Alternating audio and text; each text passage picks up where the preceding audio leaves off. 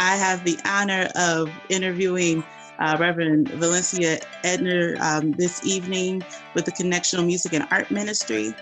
And so we're just going to dive in. Could you tell us what is the mission and vision of the Connectional Music and Arts Ministry? Well, prior to 2014, there was a summit. Well, it wasn't summit then. It was there was a convocation choir, but everything else was kind of ad hoc. Everything else was kind of, every meeting had to start from scratch and begin who's going to be on this team for this meeting and that kind of thing. And a group of us in 2012, after we were working on the Connection Youth and Young Adult Conference, said, we need a standard. We need a standard across the connection for our connectional meetings. And so we set out from that point on. We went to Pastors Conference in 13, and then again to Pastors Conference in 14.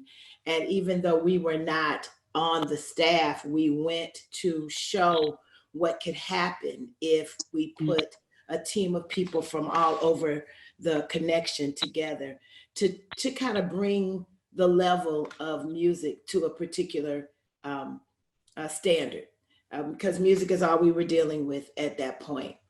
And we wrote collectively, came together with some thoughts. I said, let's do a resolution.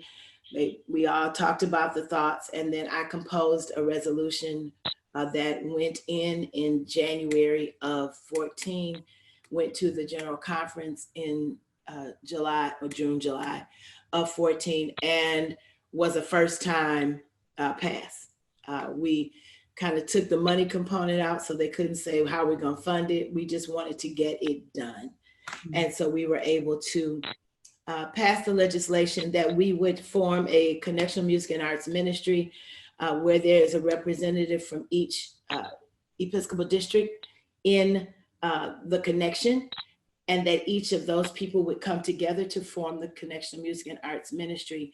And then once the bishops had determined who each coordinator would be, who would serve on that team, then the bishops would, from that group, choose a coordinator who would be the liaison between them and that team, so that we would all be able to be on the same page. And it was passed, and that is how we have functioned. This is our second quadrennial. We went from 14 to 18, where Reverend Lisa Clayton was our coordinator, and for 14, from 18 to 22, where I was chosen to serve as coordinator. As we're seeing now with the Connectional Music and Arts Ministry and how it has grown from its inception, can you tell us, how does the ministry help to realize the mission of the Connectional CME Church? Well, our connectional mission of the church is to grow and to build disciples, and to allow for our coming together to be that focus, that it's discipleship, and to get people to really come together, and then to duplicate that discipleship, and to say to others, here, this is not only do we need you to come to Christ, but once you come to Christ, come join us. And what our job is to provide that inspiration, to provide hopefully some theological undergirding as well, with the inspiration, not only in music, but in the use of the arts, in spoken word, and in drama, and in art, in its print form, and also in dance, both liturgical and mime, so all of the gifts that God has given us creatively are used in the worship experience across our connection. And therefore, we have given not only inspiration to those who are receiving what the gifts are, but also a place where those people with the gifts feel like they have a place to call home. And so that's the goal. That's what we really pray and hope that this ministry will grow to be able to do for the connection. That's awesome, especially when you speak of having a place where people can belong.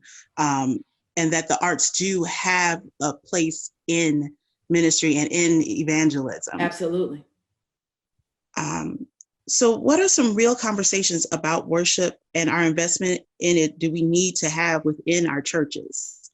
Investment's a good word. I think that one of the things that we've failed to do is to invest in those who have the gifts, and they may be at an embryonic stage. I think that we tell children to stop playing the drums because we don't want to hear the noise, but we don't stop long enough to recognize that they have a gift. And then we want to say, well, we don't have a drummer. Oh, you had one, but you told him to go sit down. And so when you told him to go sit down 3 years ago, you wasted 3 years. You could have been investing in that drummer so that drummer could then be the drummer at the church. I think that we have to look at investment from a different perspective than sometimes we do. I believe that in anticipation of this question, I kind of wrote a couple of things down. I think we have to stop looking at the worship experience as something that has to be done the same way all the time. I think that we invest in the gifts of people when we say, how can we use this gift for the worship experience? Not, here's the worship experience, fit your gift into it. Mm-hmm.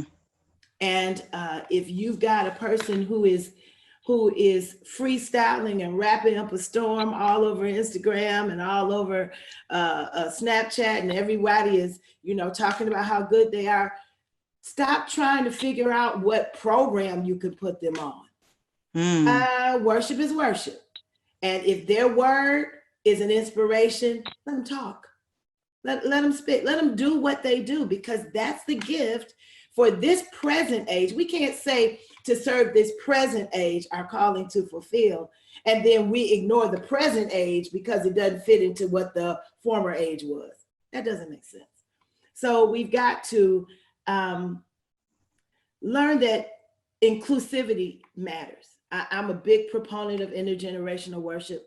I don't think there has to be a youth Sunday, although I have no problem with there being a Sunday that a youth or younger choir sings, but that should not be the only time that we see those young people. Those young people are just as viable to pray on first Sunday as they are to pray on second or third or fourth, when we relegate everybody to their lane.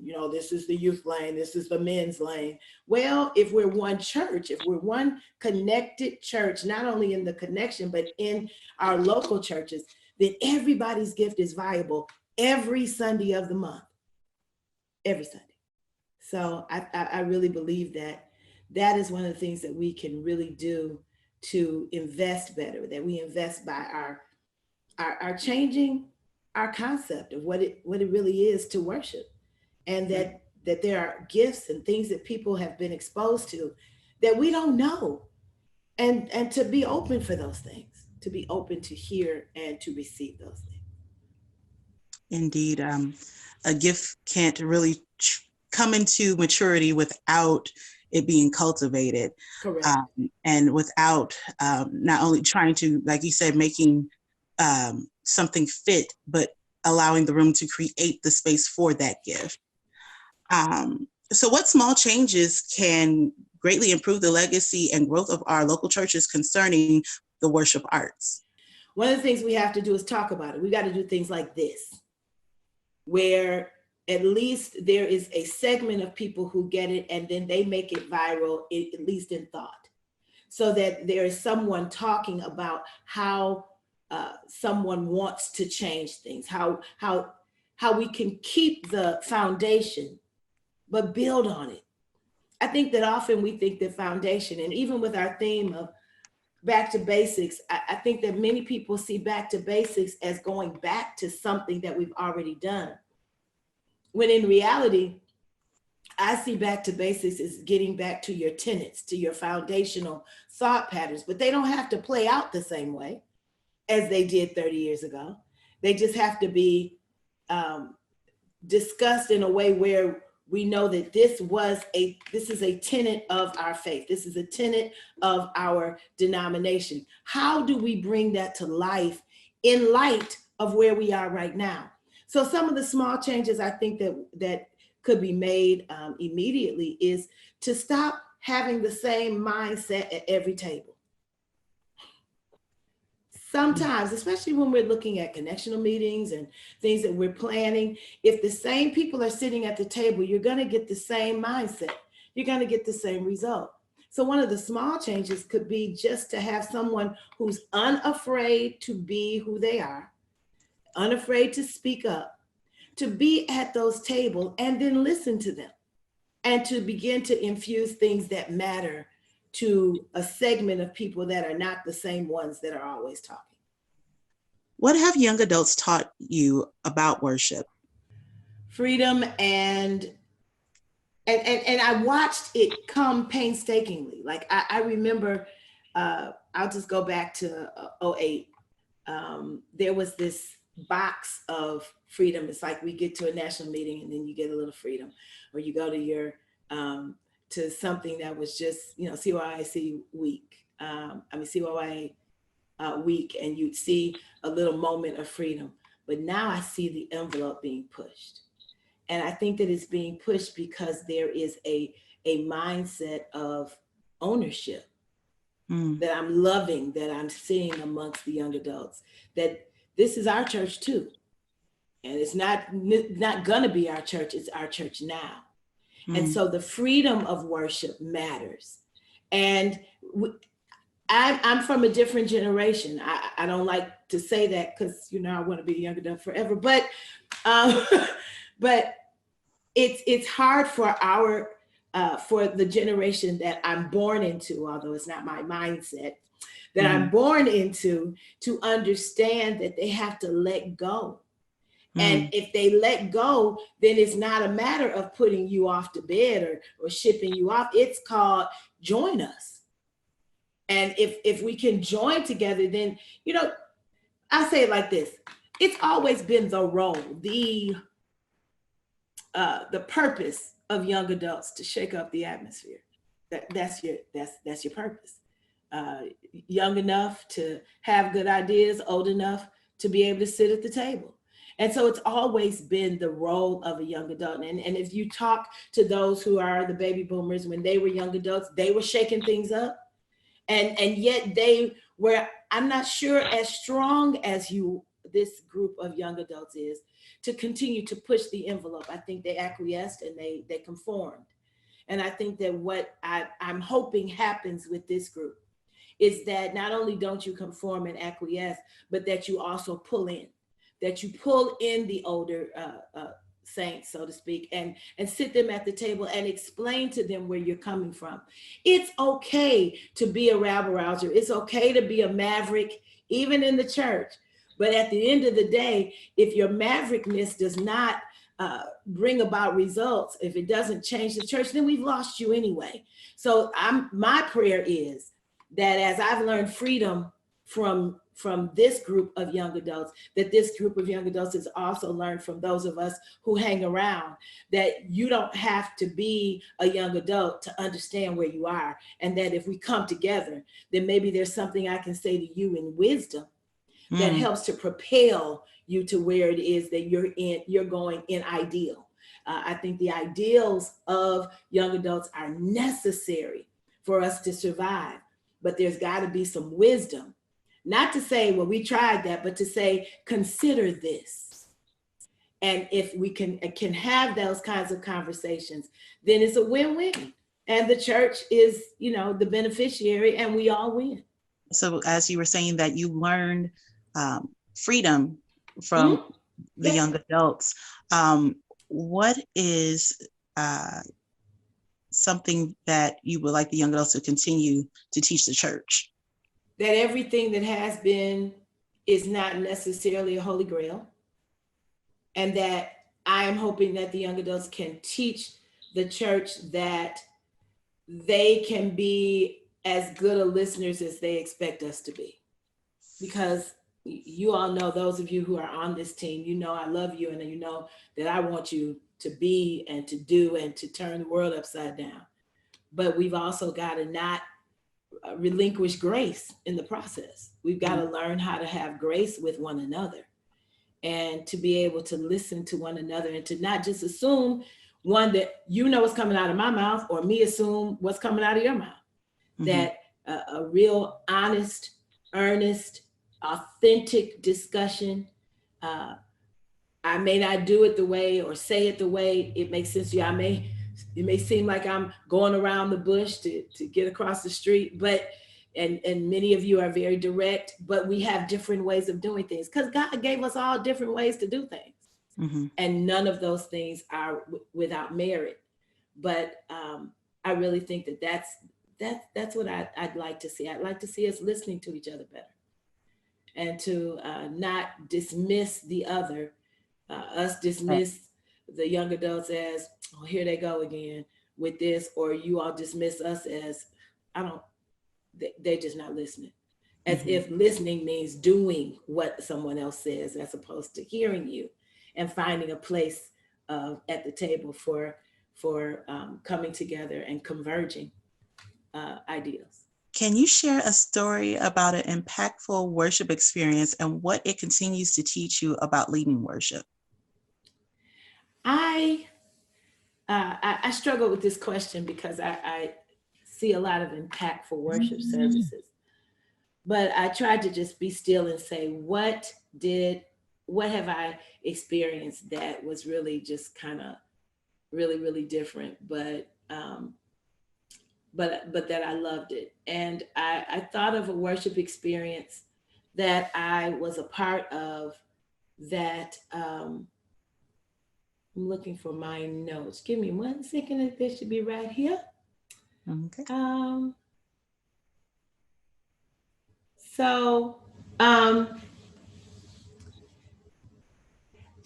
What I found in this presentation and in this worship experience was that we have to be open to different interpretations, different ways of presenting. I watched at this worship service how every single art in the spectrum was used for worship. That the dancers danced, the mimers mimed, the spoken word was spoken by different people, whether it was a preacher or a lay minister, they spoke, but it wasn't a sermon, it was a word. It was a word that may have come in the form of a poem or just in spoken word. There was music, there was the backdrops, the screens were reflective of what was going on. There was before the speaker spoke, there was a clip of something behind them, and it was all going on during one worship service, and it was a regular worship service, not a special occasion, and they did it all in 90 minutes. So when we talk about time, mm-hmm. and that all of that's going to take a lot of time, and we like to get caught up on time because we want to leave enough time for the preacher to preach. Well, the preacher preached, and mm-hmm. all of that got done. And so what it said to me is that there are a lot of things, and I'm not a 90-minute stickler, don't get me wrong. If it's within 2 hours, I feel like we watch a movie that long, we can worship God that long. And that's just where I am. But what it showed me was that every gift God has given us for worship, every Levitical gift from our ancient mindset and every liturgical gift from our current one can be utilized weekly. Yes, it takes work, it takes preparation, but that's what we're supposed to do. Mm-hmm. What is it that we want to, why we always want to shortchange God and say, oh, well, that's a whole lot of work, as if that's not who we should be doing the work for in the first place. So that presentation just showed me that we have the capacity to do anything and everything in the worship experience that God has gifted us with, but we've got to have the commitment to do the work to make sure that we're prepared and polished, mm-hmm. and that we are we're focused on what it is that we want to give back to God. Because far too often we are giving to each other and not to God. When I give God my best, it doesn't really matter to me whether or not all the people in the room really get it. This is my worship unto God. And if I'm If I'm doing it with a spirit of excellence and my standards are as high as I think God deserves, it'll do exactly what God intended for it to do. And I think that's what we have to start looking at. How can we expand our minds to give God the best and not just be a backdrop? I'm very concerned. I knew you all didn't know you were going to have me talking like this. But anyway, I get really, really concerned about the fact that I think that music and arts is an addendum to everyone's worship discussion. I believe in my heart that it is something that people believe when they're planning, that we can get to that later, not understanding that it sets the atmosphere for everything that happens in the worship experience. And if you put it on the sideline, if you put it on the back burner, if you throw it over there to the side, guess what happens? That's how segmented your worship experience is, because there's no tie that binds from beginning to end and all the atmosphere around it. It goes back to what we were talking about earlier, the investment. Yes.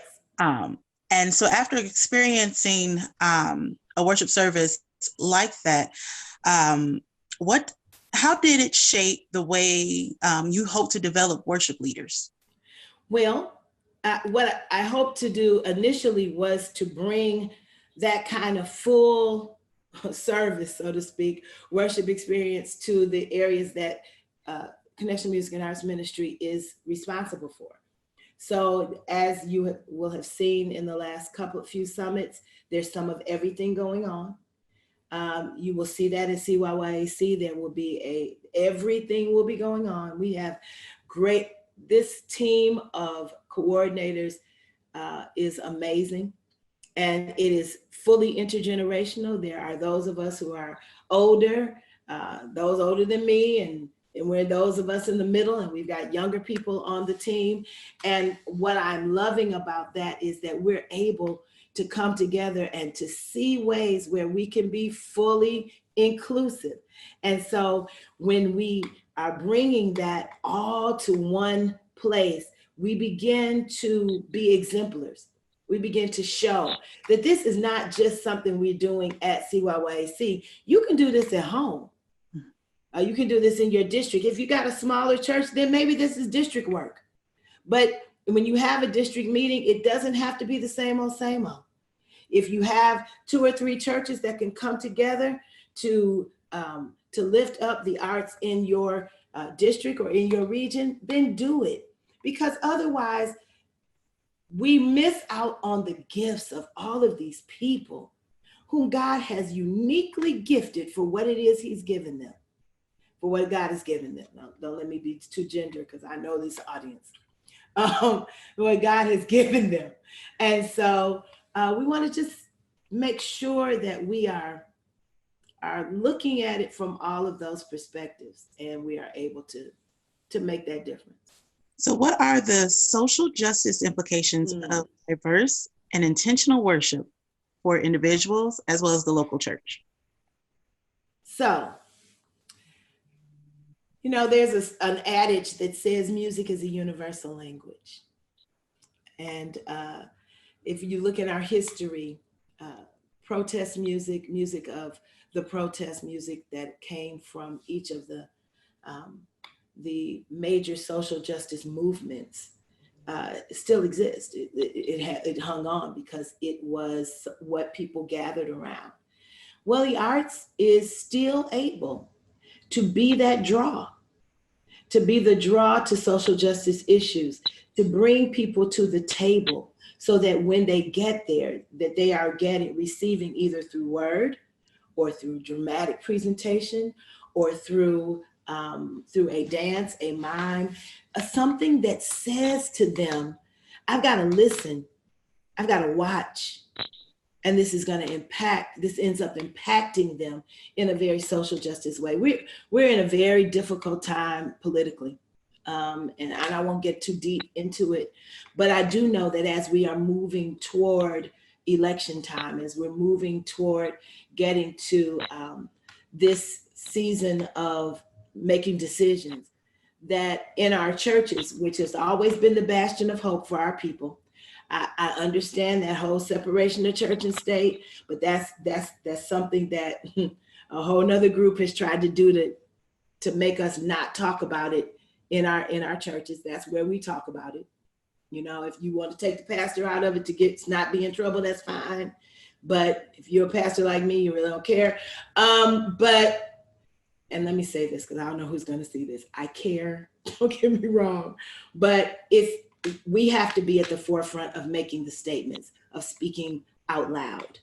And so if the arts can be a way of drawing people in, if it can show us our social ills, if it can show us the things that we should be doing and fighting for, and how we should be fighting for that, then it's useful in our churches and in our communities for helping people to understand what we are up against and what we need to do, whether it's how we care for those on the margins, or whether it's for how we make political statements about the times in which we live and how we can change that.